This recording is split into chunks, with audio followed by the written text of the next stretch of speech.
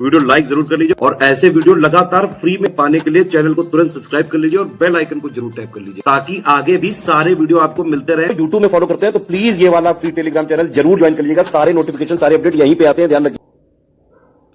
नमस्कार साथियों, स्वागत है आप सभी का स्टडी फॉर सिविल सर्विसेज में। ये क्लास है हमारी आरो यारो हिंदी की और आरो यारो हिंदी में जो टॉपिक हमने शुरू किया है जस्ट अभी, वो है पर्यायवाची। काफ़ी बड़ा टॉपिक है लेकिन इंटरेस्टिंग है। शब्द को अगर आप किस तरीके से बना है ये समझ लोगे, जो कि मैंने लास्ट क्लास में आपको एग्जाम्पल देके बताया था कि किस तरीके के शब्द बनते हैं, तो आपको पर्यायवाची याद करने में कभी भी दिक्कत नहीं आएगी। जहाँ तक संभव होगा मैं शब्द रचना को साथ साथ बताता चलूँगा जिससे आपको याद करने में आसानी हो। तो चलिए शुरू करते हैं। देखो भाई, अर्थ का जो मतलब है वो है अभिप्राय। अर्थ का मतलब धन भी होता है और अर्थ का मतलब हेतु भी होता है, ध्यान रखना, ठीक है। फिर है अरुण। अरुण का एक अर्थ सिंदूर भी होता है और सूर्य भी होता है, सूर्य का भी पर्यायवाची है। फिर आता है अंक। अंक का मतलब हृदय भी होता है, गोद भी होता है। अंक माने संख्या भी होती है। किसी नाटक का कोई भाग भी होता है कि अंक 1, अंक 2। सर्ग भी होता है, नंबर भी होता है और क्रमांक भी होता है। इतने सारे पर्यायवाची हैं। अनार का देखिए, अनार के कौन कौन से पर्यायवाची हैं? दाडिम, ठीक है। अनार के कौन कौन से पर्यायवाची हैं? दाडिम, शुकप्रिय और राम बीज, ये सब पर्यायवाची हैं अनार के। शुकप्रिय का मतलब क्या हुआ? शुक का मतलब होता है तोता और प्रिय मतलब पसंद। तो तोता को सबसे ज़्यादा पसंद है वो क्या है? अनार। इसी तरीके से शब्द ये बनाया गया है। फिर है अंधा। अंधे के क्या अर्थ हैं? देखो, नेत्रहीन, जिसकी आंखें ना हो। सूरदास तो अंधे का पर्याय ही बन गया है। अंध, अंधा है। चक्षु विहीन। अब देखो, चक्षु का मतलब होता है आंखें और विहीन माने नहीं है। फिर है प्रज्ञा चक्षु। प्रज्ञा का मतलब होता है बुद्धि और चक्षु मतलब आंखें, यानी बुद्धि ही जिसकी आंखें हैं। अब बुद्धि जिसकी आंखें हैं इसका मतलब यह है कि उसके पास वास्तविक आंखें नहीं हैं। तो इस तरीके से शब्द ये बनाए जाते हैं। अनाज देखो, अनाज का पर्यायवाची है अन्न है, गल्ला है, धान्य है और शस्य है ना। एक वो आता है ना, शस्य शामिला मातरम वंदे मातरम, तो शस्य का मतलब धान से ही होता है, ध्यान रखना। अध्यापक देखिए, अध्यापक के पर्यायवाची है आचार्य है, गुरु है, शिक्षक है, प्रवक्ता है और व्याख्याता है, लेक्चरर। इंग्लिश में इसको लेक्चरर बोलते हैं, जो लेक्चर देता है। अनेक के पर्यायवाची देखिए, नाना, कई, एकाधिक। एकाधिक का मतलब हो गया एक से अधिक, तो एक से अधिक है तो अनेक हो गए, नहीं हो गए। आगे देखो, अनुवार। अनुवार, अनुवाद, ये अनुवार नहीं होगा, ये होगा अनुवाद। गलत लिखा है, मैं थोड़ा सा आपको सही बता देता हूँ। अनुवाद। अनुवाद के पर्यायवाची क्या है? भाषांतर। भाषांतर, उल्था या तर्जुमा, ठीक है। अनुवाद का उर्दू में एक अभिप्राय होता है तर्जुमा, यानी जब आप किसी का अनुवाद करते हैं, ट्रांसलेट करते हैं बेसिकली।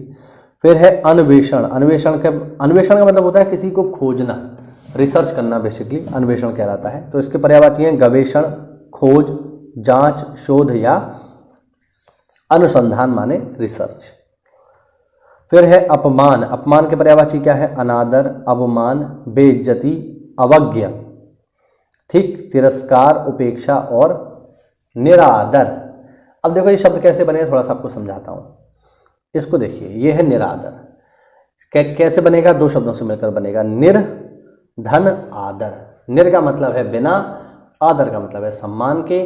तो बिना सम्मान के का अगर आप सामान्य अर्थ निकालोगे, यानी सम्मान के बिना, तो जब सम्मान आपका नहीं है तो अपमानित हो रहा है, यानी आपको सम्मान के बिना कहीं बुलाया गया, मतलब ये है कि आपको वहाँ अपमान हो गया। तो इस तरीके से शब्द बनते हैं, ध्यान रखना। आगे है अपराध। अपराध का अर्थ है कसूर, दोष या जुर्म। फिर है अप्सरा। अप्सरा के पर्यायवाची हैं देवांगना, सुरबाला, दिव्यांगना, सुर सुंदरी और देवबाला, ठीक है, समझ रहे हैं। फिर है अपार। अपार मतलब बहुत ज़्यादा, असीम, अनंत, बेहद, बेशुमार और निस्सीम। फिर है अतिथि। अतिथि के पर्यायवाची देखिए, पाहुन, ये महत्वपूर्ण है, मेहमान, आगंतुक, ये आगंतुक यहाँ गलत लिखा है, इस तरीके से लिखा जाएगा आगंतुक, ठीक। और फिर है अभ्यागत, आपको ध्यान रखना है अभ्यागत। फिर है साथियों अधिकार, अधिकार का मतलब है ईश्वत्व, ईश्वत्व इसका एक पर्यायवाची है। प्रभुत्व, स्वामित्व, हक और अधिपति, ये सब अधिकार के पर्यायवाची हैं, इस तरह ध्यान रखना। अचेत देखिए, अचेत के पर्यायवाची क्या है? मूर्छित, बेहोश, बेखबर, संज्ञाहीन और चेतनाहीन। अच्छा का पर्यायवाची क्या है? चोखा, बढ़िया, उम्दा, घना, आला, है ना। ये कहते हैं ये तो आला दर्जे की शराब है। आला दर्जे की शराब का मतलब हो गया बहुत अच्छी किस्म की, है ना।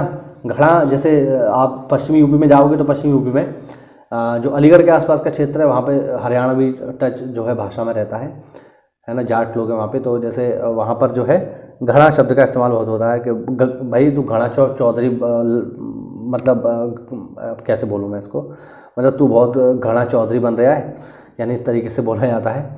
तो घड़ा का मतलब हो गया बहुत ज़्यादा, उसी सेंस में, ठीक है। फिर है अंश, अंश का मतलब होता है भाग, हिस्सा, भंग या अवयव। और फिर है अभिप्राय, अभिप्राय का सेंस है अर्थ, तात्पर्य, आशय, मतलब और मायने। अगला है आकाश। आकाश का आकाश के जो पर्यायवाची हैं देखिए जरा। गगन, नभ, अंबर, व्योम, अनंत, अंतरिक्ष, शून्य। इसके अलावा कुछ जो महत्वपूर्ण है वो मैंने अंडरलाइन किए हैं।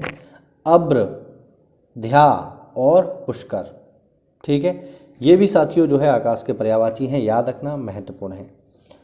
अगला है आनंद। आनंद के पर्यायवाची देखिए। सुख, चैन, प्रसन्नता, मोद, विनोद, प्रमोद, हर्ष, आह्लाद और उल्लास।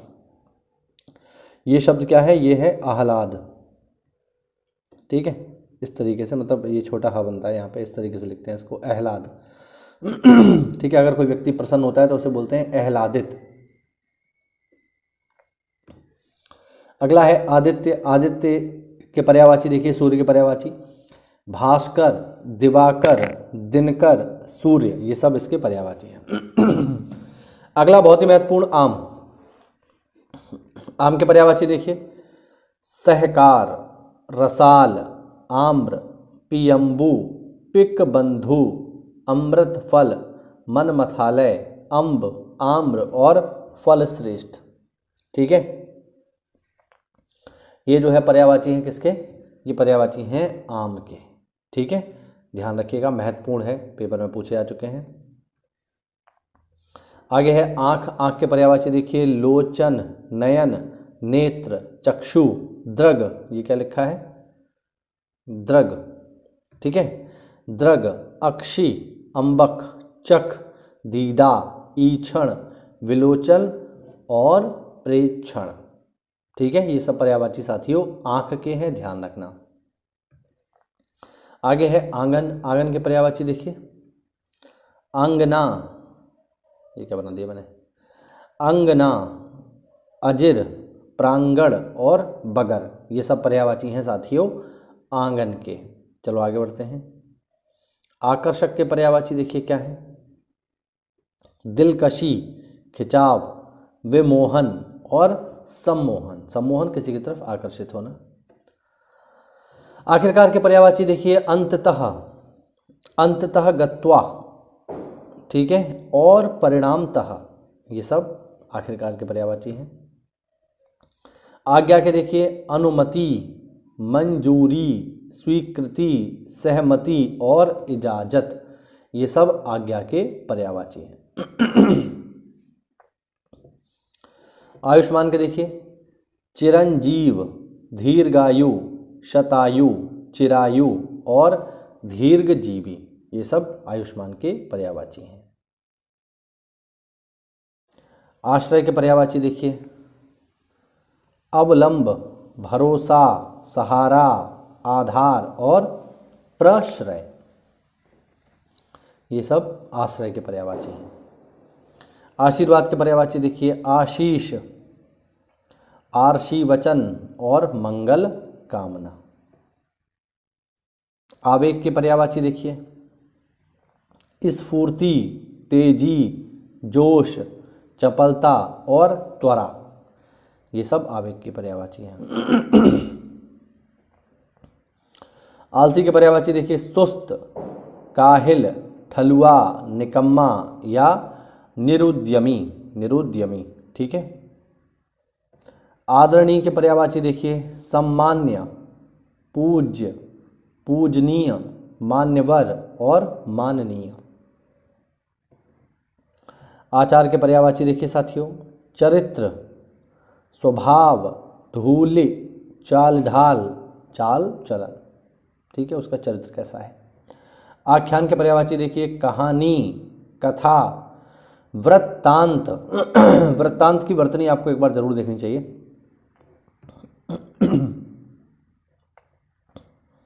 वृत्तांत इस तरीके से लिखते हैं, इतिवृत्त और किस्सा। आकाशगंगा के देखिए स्वर्ग नदी, सुर नदी, मंदाकिनी, नभो नदी और नभगंगा, ये सब आकाशगंगा के पर्यायवाची हैं। आक्षेप के पर्यायवाची देखिए, आक्षेप मतलब किसी पर कोई आरोप लगाना, दोष मढ़ना।